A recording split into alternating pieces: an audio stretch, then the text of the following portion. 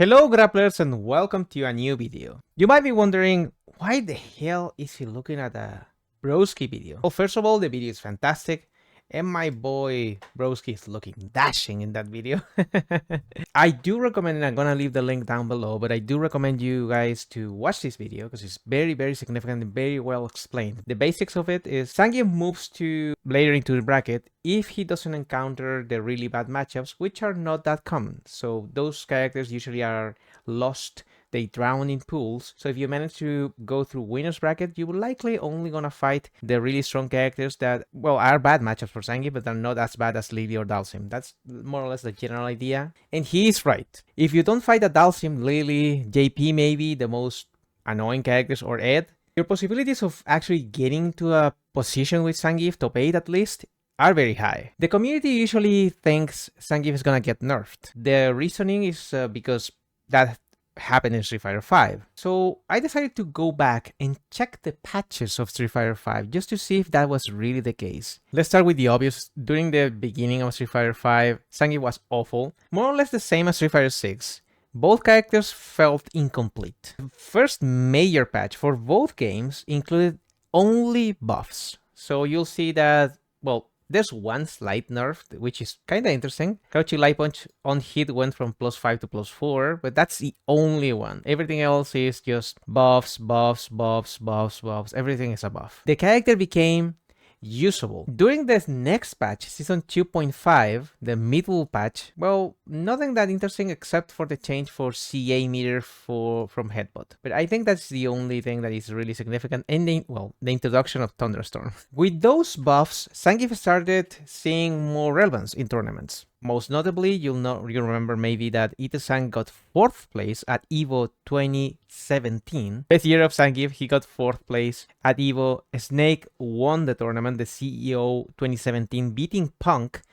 At the moment, between 2017 and 2018, Punk was unstoppable. He beat Punk using Zangief, although he has a small Akuma. He didn't play Akuma in the grand finals. And Capcom Cup 2017, you'll see that Ita-san actually got 6th place. There were other results. More or less, Zangief was in the top 8. That's what I'm trying to get at. He wasn't winning anything with the exception of Snake. That's important. 2018 happened, and the very first patch of 2018, you'll see that most importantly than everything else, the reduction of plus frames was the issue with Crouching Light Punch. This was a huge nerf to Zangief, and they even changed Tundra to actually quote-unquote work and made it faster. So this is where the meme of buffing Tundra comes from. Also, very weird, in the beginning of Street Fighter V, crouching light kick could be cancelled into special moves.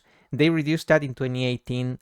With this patch, it was still possible in 2017. It was not as huge as you guys think, but it was strange that you could do it without crouching light kick, so I decided to remove it. SPD was added recovery frames, 8 frames. To every command grab, it's not only SPD by the way, every command grab got this nerf, and yes, it hurt. Standing Light Punch also got nerfed because they were trying to avoid using lights for anti-airs back then. You could still play the character, but there were some significant nerfs and some interesting buffs like Crouching Heavy Punch or the jump-ins reduced the hurt boxes. The next big patch, and by the way, there were more patches, but some of them were only bug fixes, like in 2020, Zangief didn't get anything interesting. Lariat also got nerfed. Oh, and also Standing Light Kick from 12 frames to 15 frames. So there were some patches that you might not see here, but they were in there. The next big one happened in 2018 at the end of the year, and Standing Medium Punch got reworked. He got really interesting buffs, I have to say. More damage to SPD. It's like they were trying to make up for the extra 8 frames of recovery, so they decided to add more things to SPD. You'll see that there's a lot of changes to SPD. We got good things at the end of the year.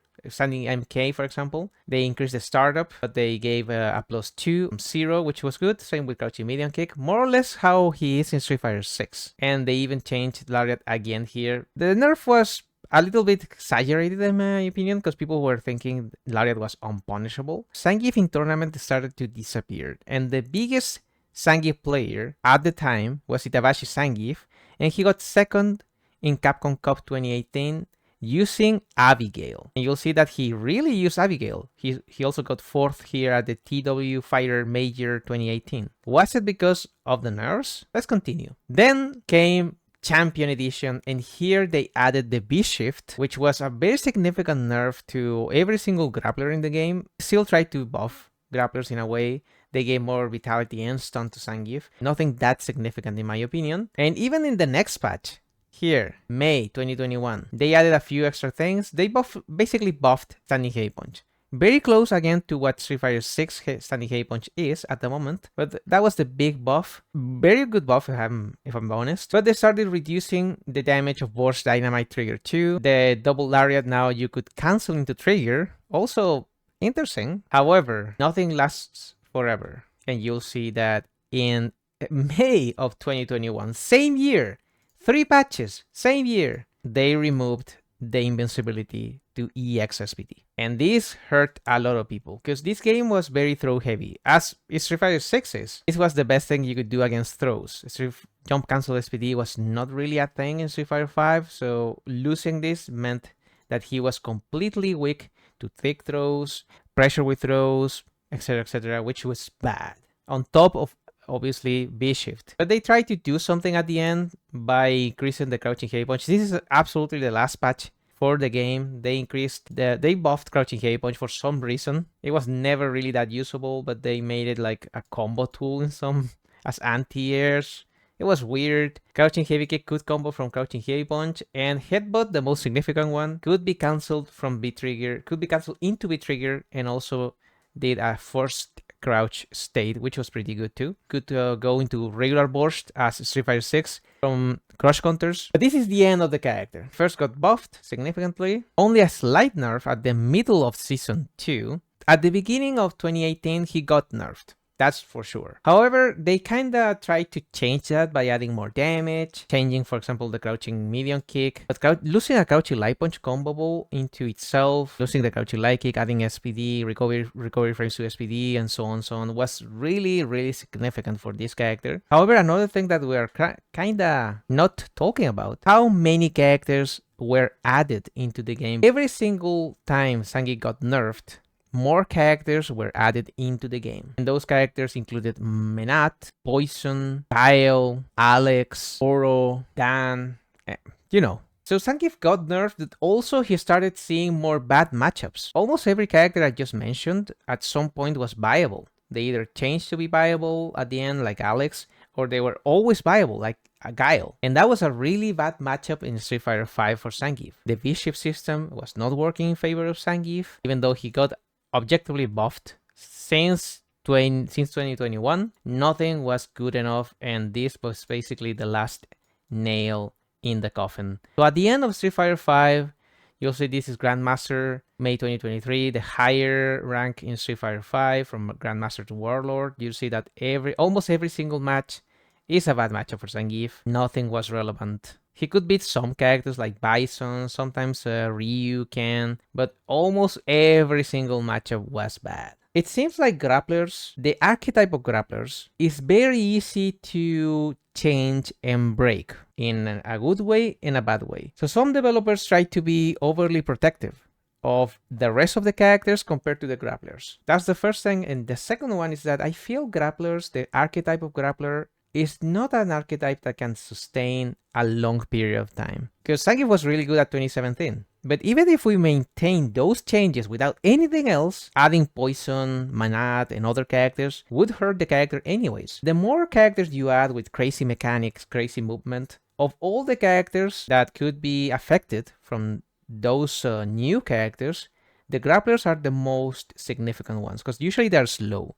So every time you add a character that is really fast, that's gonna hurt the grapplers. He does on winning tournaments. Is that gonna change Zangief? I don't know. Could be the case.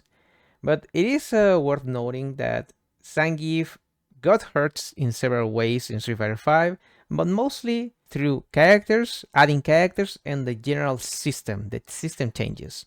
Again, like the SPD change, B-Shift, etc. So in order for Zangief in Street Fighter 6 to remain relevant, the system changes must consider the grappler in some way, and also the newer characters have to be somewhat controlled so they're not that crazy like they were in Street Fighter 5. So this is mostly a history lesson about what happened in Street Fighter 5. I'm a little skeptical about the future of Street Fighter 6, considering how Street Fighter 5 was, how different Street Fighter 4 was. We didn't talk about Street Fighter 4. Is history gonna repeat itself? I hope you really liked this video. Please subscribe if you really liked it. I'm gonna start playing with pad. This thing. I'm gonna start playing with a DualSense for the first time. So you'll see that on twitch.tv/Siberia Lab. We also talk about fighting games, so if you really like this video, please subscribe, go to the Siberia Lab, take care of yourselves, hydrate, keep playing grapplers, and I'll see you in the next one. Bye bye.